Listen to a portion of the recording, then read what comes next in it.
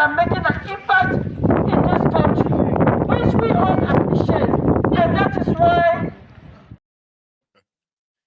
it's a tough one. So there is a young man who feels like Shege is too much, Jare. We cannot follow if we follow this Shege reach December. That's why he go up there. And I hope he has come down now. Okay, so that's them trying to encourage him and all of that. We love you. We love you.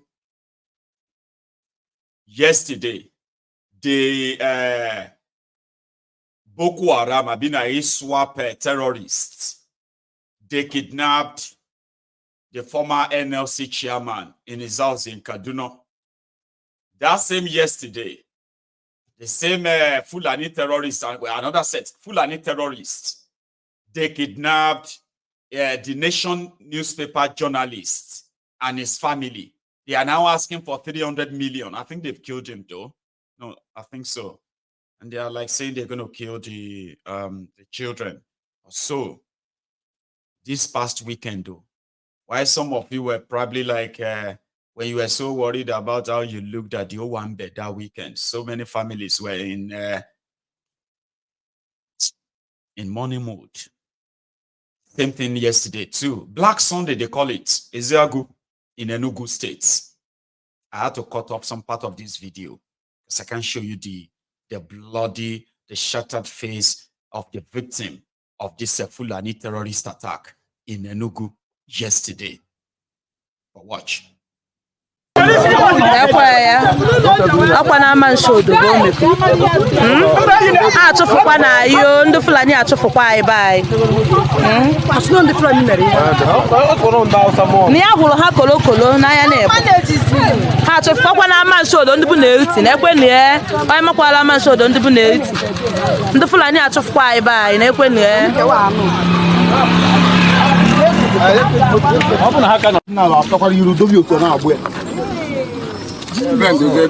that's the naked kidnap government now. What a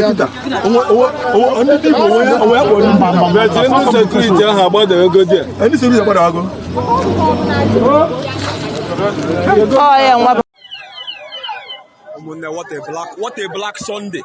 What a black Sunday. What a black Sunday. Noble men who watch out kids hand a letter. Double cross on however, what a black Sunday. Look at what is going on at Hit Up. All the ego. Everybody's in pain, everybody's in tears. Security, security, just look at what is going on here. Look at they go do. They show Banda. We share so many of them. I had to cut it off from there because the next part of that video is just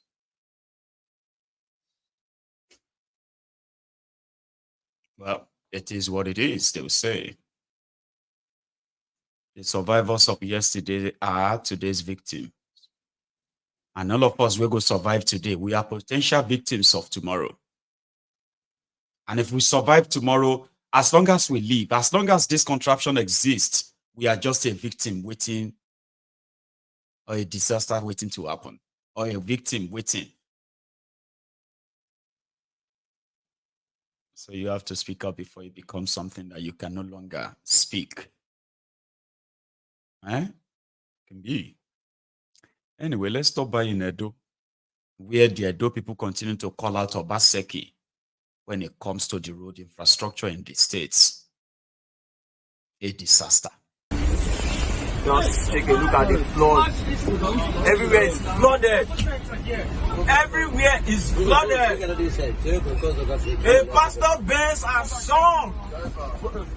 Video front of this Apostle Johnson Suleiman Church. Look where the tire of the trailer. Just the front here. Just take a look. I'm always thinking take a look at the flood. See how see when you have a faith government. So Edo State is flooded. A pastor bears a song. So we hope he sees that and then he's able to help Una before the election in November, I think. Right, that is me giving you the snippet of what I have managed to pick up from left, right, and center, and all over the place this afternoon. So the other part of this chat is going to be reading from the White Malice. So I'm going to read from chapter 17. So I think it's good that we are kind of reading this chapter by chapter. I think chapter 17 is next. I'm going to first take a break. Okay. So when I come back, to those of you who are going to stay back and listen, great. To those of you who have to leave, also great. Just make sure you like the broadcast before you go. Okay. As for everyone who didn't get notification that Mayegun is live, they started, I know. Remember, you don't need to subscribe, unsubscribe, like unsubscribe and subscribe. You don't have to. Go to your notification, that bell, beside the subscribe. Go to that your notification, tap it, check the setting. If it says all videos or all things that Mayegun put up, you want notification, it should be there. Tap it and put the setting on. You won't miss much. So I will be back. And yes, I'll read for a few minutes and I will take calls. We can call it a noon. So thank you so much, though. Don't go anywhere yet. Àtisebo, àtisete, àti ń parọ́ tipẹ́, àtisete, tìtó òdìmú òdodo òsì mọ́, àtisete, kágbàdé fáláre, àtisete, kágbẹ̀bí fáláre, àtisete adájọ́ ń pa.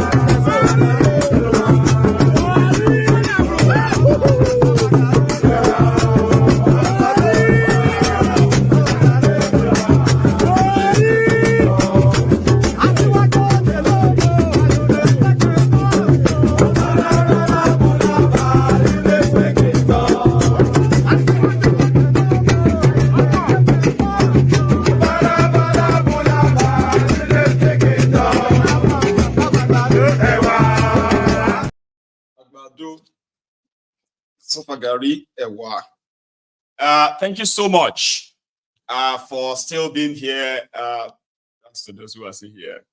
So now I'm going to continue the White Malice, chapali, and then we will likely take calls if we have that much time. Right? Thank you so much. So I'm continuing from chapter 17, and this is Esinowa snobs Lumumba. Now, you know that we have gotten to the part where Congo, Belgian Congo, was independence, right? And also, we've gotten to the part where Lumumba's fate was already sealed. He was to be removed or killed. And I think that's going to be the chapter we are getting to now, right? And there is actually something that I picked up based on what is happening in this Burkina Faso, right? Where the Americans are now coming back. They said they are returning back to Africa. And Burkina Faso seems to be the new independent country of Africa that they believe suits their Traore's leadership suits their belly. So let's go on. So for Lumumba, it was an urgent priority to consult with Secretary General Amaskod,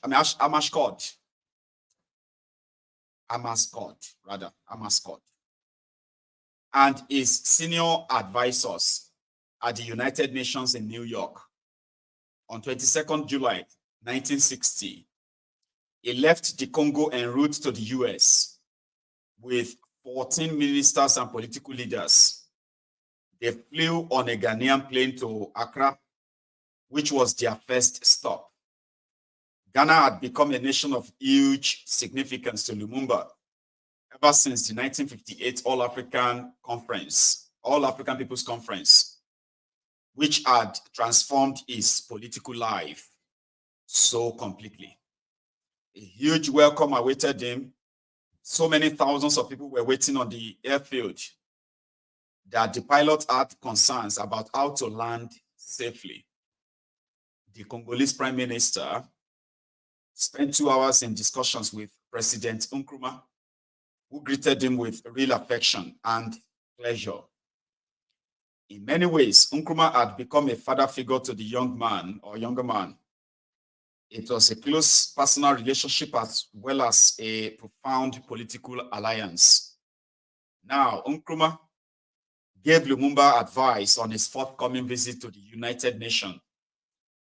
When Lumumba arrived at the New York's International Airport on 25th July, he was met with a 19-gun salute as a foreign head of government. He was then escorted at once to the United Nations, where he was received by Amascot with warm words of welcome. The Congolese delegation stayed at the Barclay Hotel in Midtown Manhattan, where Thomas Kanza and Congo's ambassador to the United Nations was already staying. The Kenyan trade unionist Tom Mboya had arrived at the same hotel the day before Lumumba. The two men had established a friendship at the All-African People's Conference, and now, meeting in New York, they were able to discuss their memories of the conference in Kiswahili, a language they shared, but they had moved sharply apart politically.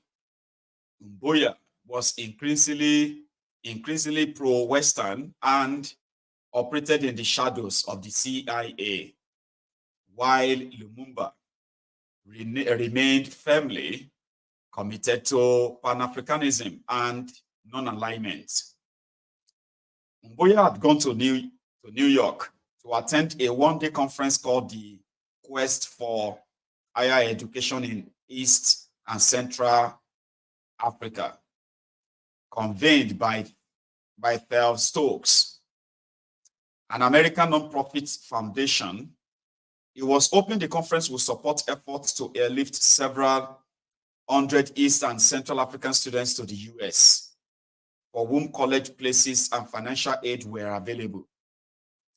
Among those present at the conference were representatives of the CIA-backed African American Institute and the American Society of African Culture, AMSAC. The Airlift Africa Project,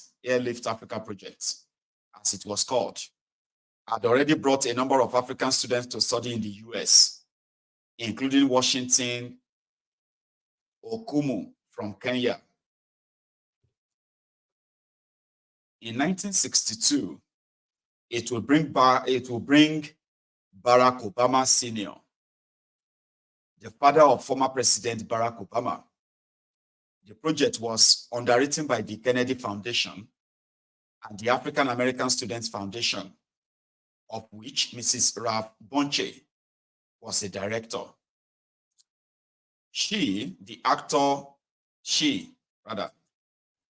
Sidney Poitier, and the baseball player Jackie Robinson, who was the first African American to play in Major League Baseball, all gave time and funds to the foundation in their wish to support the education of young people in Africa. But Airlift Africa was more than simply a project to educate young people. It was linked to the CIA as a ship-dipping project intended to groom future pro-American leaders of newly independent English-speaking states in Africa. Okumu as someone who wanted very much to become a leader of his country, was the kind of candidate who fitted the bill perfectly. There was growing suspicion by now in Kenya, the US, and elsewhere that Umboya was working for the CIA, which triggered concern about the Airlift Africa project. Opposition to the project was also increasing in the British colonial government of Kenya on the grounds that it was an amateur endeavor that was diverting students from education in Kenya and Britain. Along with other UN ambassadors from Africa, Thomas Kanza and Alexander Kwesi-Sake, Ghana's UN ambassador, who in 1964 became the first Black African to serve as president of the United Nations General Assembly, took Lumumba under their wing during his trip to New York. Lumumba met with Hammarskjöld and his closest advisors on 3 consecutive days, 24th, 25th, and 26th July 1960.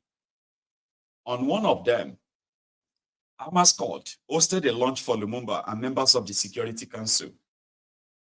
Lumumba put pressure on the United Nations Secretariat and the Security Council to push the Belgian troops out of the Congo and also to dispatch United Nations troops to Katanga. He believed that the democratically elected government of the Congo, which he led as prime minister, was faced with a severe and urgent threat. He was keenly disappointed when he was told that the United Nations had to rely on negotiation to get into Katanga, not on force. The issue of Katanga's secession was a complex one for the United Nations. Thomas Kanza was grimly aware that the British government gave theoretic and verbal support to the United Nations action and its refusal to accept the secession. But at the same time, the nation did nothing to stop bankers and businessmen who wanted to collaborate with the Belgians from safeguarding their interests through the survival of their political pawns in Katanga. Much the same was true for the US. It is clear, observed David Gibbs in the Political Economy of Third World Intervention, that the Esinowa administration was nearly unanimous in its support of Katanga.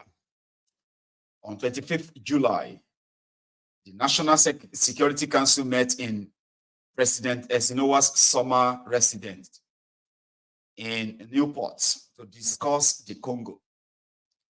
John McCone, chairman of the U.S. Atomic Energy Commission, told Esinowa and his senior advisors that the Congo was no longer considered an important source of uranium for the U.S. At the same meeting, Allen Dulles expressed serious worry about the activities in the Congo of Louis Edgar Detwiller, an American businessman who had attempted to establish profitable business arrangements to exploit Africa's valuable resources. In 1952, Detwiller and Dr. Horace Mann Bond, the president of Lincoln University, had tried but failed to interest Nkrumah in a huge project hinting at US financial backing. Detwiller had signed a 50-year contract with Lumumba to develop the Congo's mineral, oil, gas, and hydroelectric power resources. However, Lumumba retained the option of annulling the contracts, and in any case, it still had to be approved by Parliament. Lumumba's agreement with Detwiller had been made openly. When Lumumba had flown to Accra on the first leg of his journey to New York, Detwiller accompanied him. Ghana's Daily Graphic reported on 23rd July that Lumumba had arrived with Mr. Edgar Detwiller an American businessman with whom he had signed a financial and technical agreement yesterday for developing the Congo. At midnight on the 26th July, the day after the meeting of the NSC, Henry Cabot Lodge, the U.S. ambassador to the United Nations, reported that he had called on Lumumba at his hotel to warn him against Detwiller. Lumumba explained that he had believed that Detwiller enjoyed State Department support. Lodge then told him that there were all kinds of Americans, good and bad. He urged Lumumba to talk with Ambassador Timberlake whenever he needed information about individual Americans. The contract with Detwiller did not go ahead. But because of the Detwiller episode, Herbert Weiss observed, America's opinion of Lumumba fell even lower. It was thought this guy is a total nut. He sells his country's resources to a crook. Lumumba decided to use his visit to the US to go to Washington, D.C. It was agreed with American officials that he would go to the capital on 27th July when he would meet with President Eisenhower and Secretary of State Christian Hatter. But as it turned out, he met only with Hatter and Under-Secretary of State Douglas Dillon. Their response to Lumumba was intensely hostile. According to Dillon, Lumumba seemed to have an irrational, almost psychotic personality. When he was in the State Department meeting, either with me or with the secretary in my presence, said Dillon, he would never look you in the eye. He looked up at the sky, and a tremendous flow of words came out. He spoke in French, and he spoke it very fluently. And his words didn't ever have any relation to the particular things that we wanted to discuss. You had a feeling that he was a person that was gripped by this fervor that I can only characterize as messianic. He was just not a rational being, Dillon said. The United States government was no longer willing to work with Lumumba. The impression that was left was very bad. That this was an individual whom it was impossible to deal with. And the feelings of the government as a result of this sharpened very considerably at that time. Dillon added, we had hoped to see him and see what we could do to come to a better conclusion or a better understanding with him. But Dillon was in full agreement with Diels, who just a week earlier had compared Lumumba unfavorably to Castro. Lumumba's own priority at the meeting with Hatter and Dillon was altogether different from theirs. Lumumba wanted the US to help remove Belgian forces out of the Congo. The Congo, he insisted, does not wish to be exploited, and that if any conditions are attached to assistance, it will not be accepted. He said that the United States needs Congolese resources, such as uranium, and the Congo needs American products. He said he hoped the United States would use its influence with the Belgian government so that the latter might understand that his actions are contrary to his own best interests and contrary to the interest of the West in general. Prime Minister Lumumba did not meet with President Eisenhower. Kanza was informed that Eisenhower would be out of town at the time of Lumumba's visit to Washington, D.C. Kanza believed there were two reasons for this diplomatic refusal.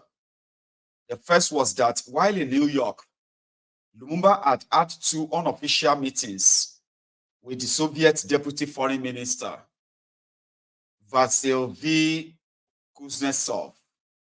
The meeting was not in the least sensational, but Radio Moscow made a point of claiming that Lumumba had agreed during the meeting to visit Moscow. At the 2004 Wilson Center Conference on History of the Congo in 1960 to 1961, Kanza put forward another reasons for Ezinowa's refusal to meet Lumumba. This reason, he said, emerged out of a meeting in July 1960 between Lumumba and a group of American businessmen in New York, which Kanza was there described in some detail in his 1972 book, Conflict in the Congo, The Rise and Fall of Lumumba. Lumumba was asked, what will you do after independence with old agreements signed by the Belgians? The exploitation of the mineral riches of the Congo, answered Lumumba, should be primarily for the profit of our own people and other Africans. Then one of those present, who was the head of a New York bank, asked him, do you know, for instance, that the Congolese uranium is sold